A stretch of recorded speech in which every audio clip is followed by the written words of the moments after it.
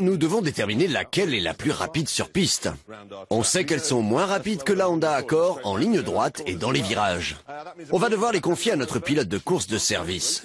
Certains disent que son haleine sent le magnésium et qu'il a peur des cloches. Nous, tout ce qu'on sait, c'est qu'il s'appelle le Stig. Et c'est parti! Cette Aston Martin est entièrement d'origine. Les freins, les pneus, la suspension, le moteur, tout est de l'époque de sa construction. Ça devrait être intéressant. Le Stig est aussi habile au volant qu'un chien savant. Cette semaine, il a choisi du rock progressif, House of the King, de Focus.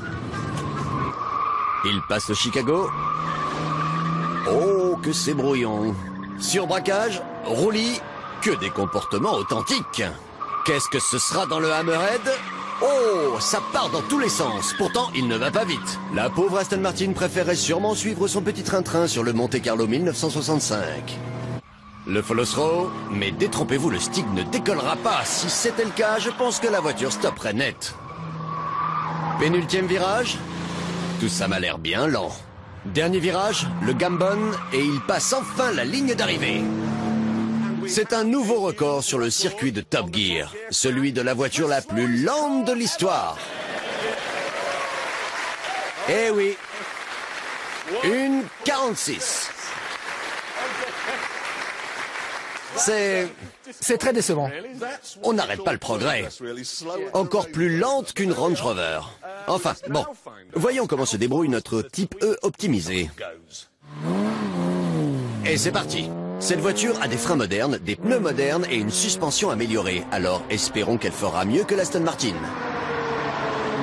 Premier virage, ça va très vite, mais au moins elle ne vire pas de bord comme un yacht miniature. En avant pour le Chicago, c'est beaucoup mieux. Virage impeccable, bien droit, le Stig est en bonne voie. Maintenant le Hammerhead. Les pneus crissent à l'entrée du virage, mais la Jaguar garde la tête haute. Les pièces neuves jouent parfaitement leur rôle. Le follow throw. Tout se passe à merveille. Si vous entendez un bruit bizarre, c'est juste Richard Hammond qui a des soucis intestinaux. Et enfin, le Gambon et la ligne d'arrivée. Son temps est de 1 minute 32 secondes 8. C'est pas mal du tout.